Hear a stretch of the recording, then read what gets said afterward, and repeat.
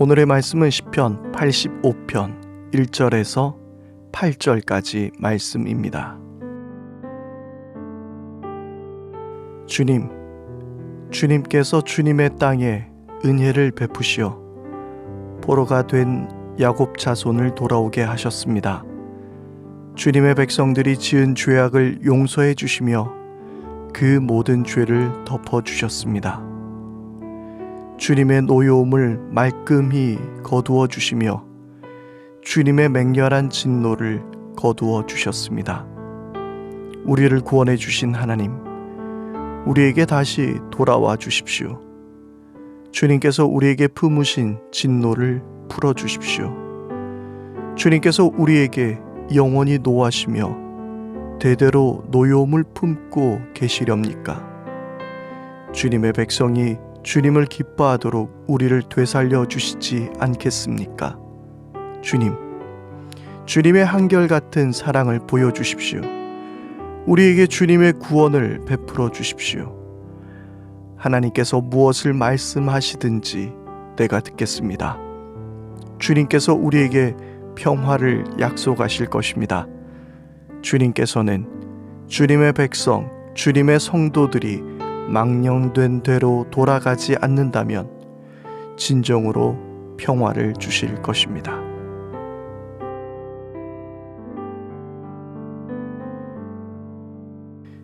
연일 미얀마의 민주화를 위한 시위가 계속 일어나고 있습니다. 지난 2월 쿠데타를 일으킨 군부에 맞서서 죽음을 각오하고 싸우고 있습니다. 부디 하나님의 긍휼이 미얀마 땅 가운데 있기를 간절히 소망합니다.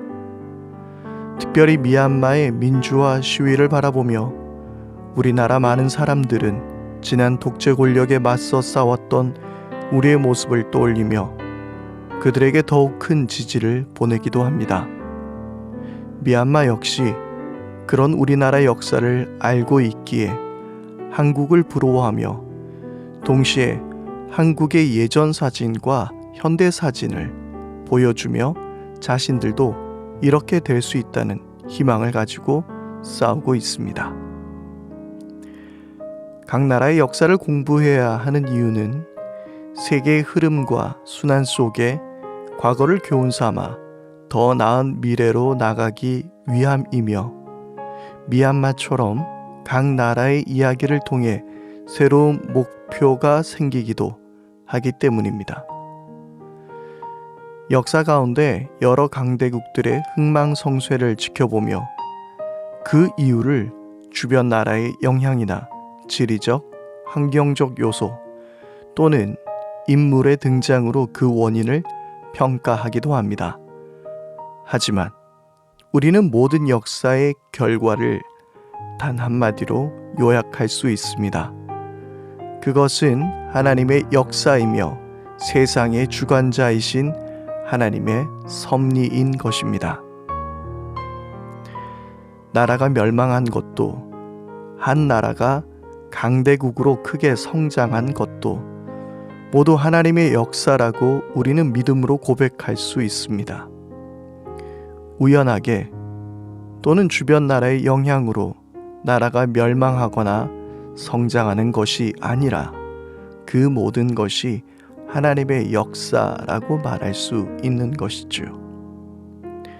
무엇보다 이스라엘 백성들은 자신들의 회복의 근거는 하나님의 용서와 은혜이며 그들의 멸망의 이유는 그들의 죄악과 하나님의 심판이라고 고백하는 것입니다. 그들에게 역사가 주는 교훈은 정치나 외교가 아닌 그들이 어떻게 하나님을 거역하게 되었는가와 동시에 하나님의 크신 사랑과 용서입니다. 그들의 역사를 통해 분명 하나님이 그들을 사랑하신다는 확신, 그리고 하나님이 함께 하신다면 완전한 평화가 임할 수 있다는 것도 깨닫게 됩니다. 그것은 이스라엘뿐만 아니라 지금 이 세계에게도 마찬가지입니다. 물론 전쟁의 참혹함과 부패한 지도자와 권력 그리고 사회적 혐오와 차별 등의 문제는 죄로 깨어진 세상의 결과입니다. 하지만 우리에게는 하나님이 분명 이 땅을 회복하실 것이라는 믿음과 확신이 필요합니다. 우리 스스로 사회적인 정의와 공의를 바로 세워야 하지만 무엇보다 이 땅을 회복하시는 분은 오직 하나님이라는 믿음과 경외함이 우리에게 필요합니다.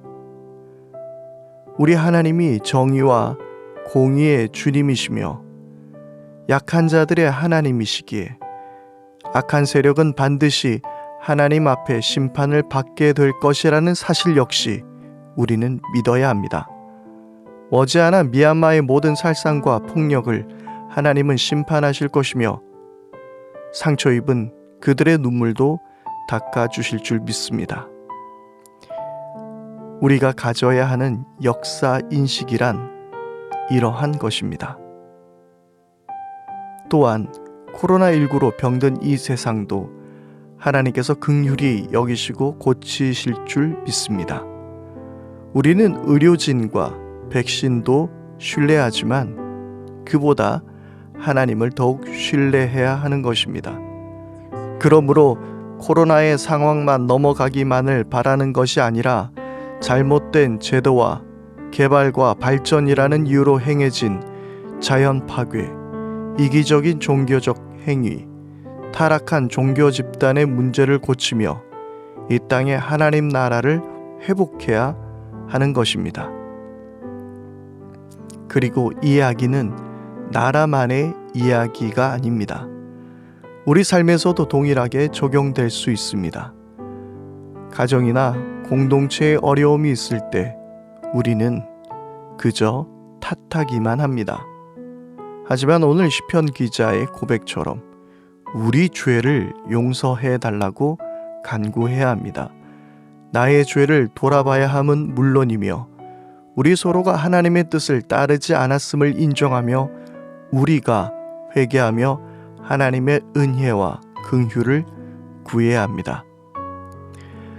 하나님이 이스라엘 백성을 노예에서 건져내셨던 것처럼 온갖 기적으로 그들을 구해내셨고 만나와 메추라기로 먹이시고 신이 닳지도 옷이 상하지도 않게 구원하셨던 것처럼 우리도 그렇게 회복하게 하실 것을 믿어야 합니다. 시편 기자가 고백하는 하나님이 마찬가지로 우리가 고백하는 하나님이신 것입니다. 오늘도 역사의 주관자이신 하나님을 전적으로 의지합시다. 우리는 오직 하나님만 바라보면 됩니다. 그분의 뜻만 쫓아가면 됩니다. 그분은 세계를, 이민족을, 우리의 삶을 통치하시며 주관하여 주시는 분이십니다.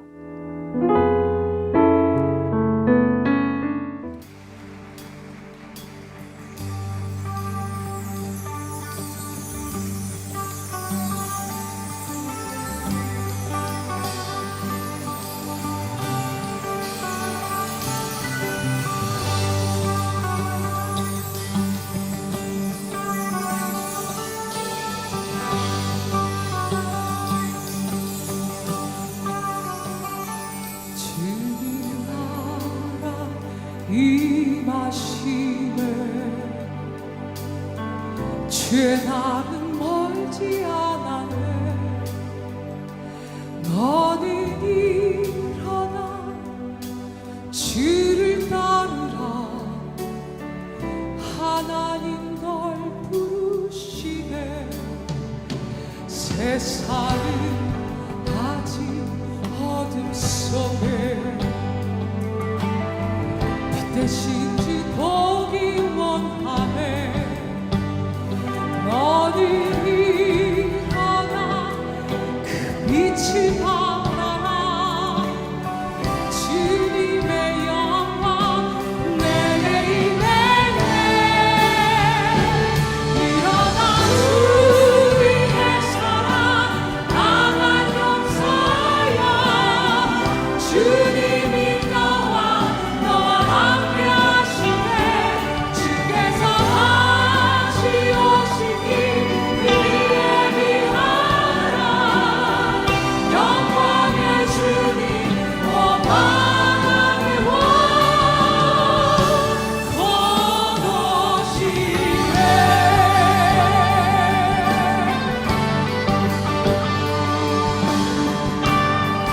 반복되는 죄로 인하여 자신의 연약함으로 인하여 첫 헌신과 첫사랑을 잃고 꿈을 이룬 기도원에게 말씀하셨지. 하나님께서 이 시간에 저와 여러분에게 말씀하십니다. 주님 나라기 하시네. 주의 날은 멀지 않았네. 너는 일어나 주를 따르라. 하나님 널 부르시네. 세상은 아직 어둠 속에 빛 대신 주 보기 원하네.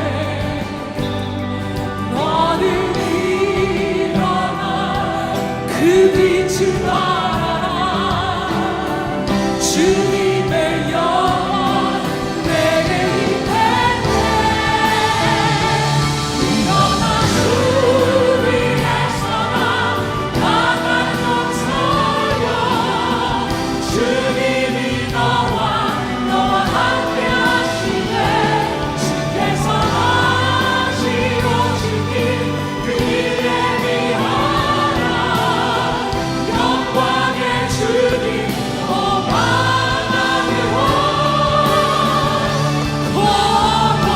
원하시네. 일어나 주 위에 서라.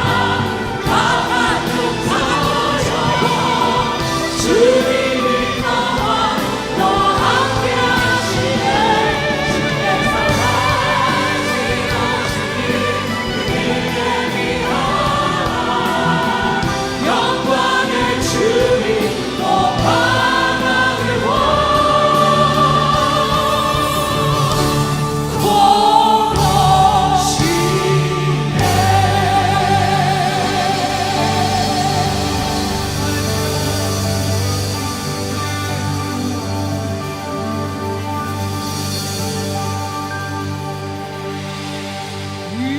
일어나 주 위에 서라.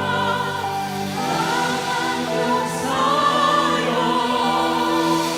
주님이 너와 함께 하시네.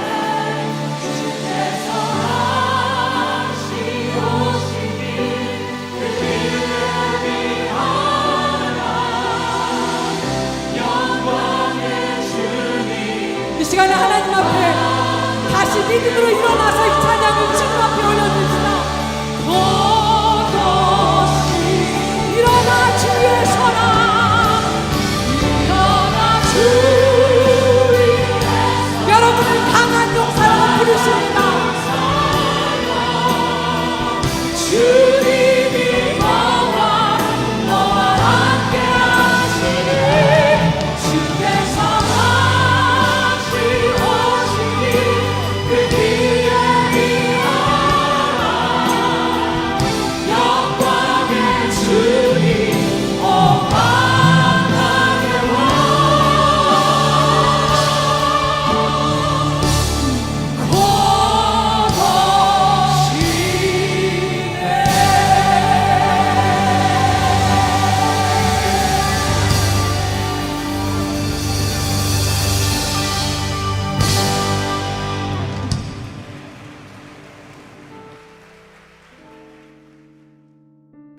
오늘의 기도. 주님의 방식은 세상의 방식과 다릅니다.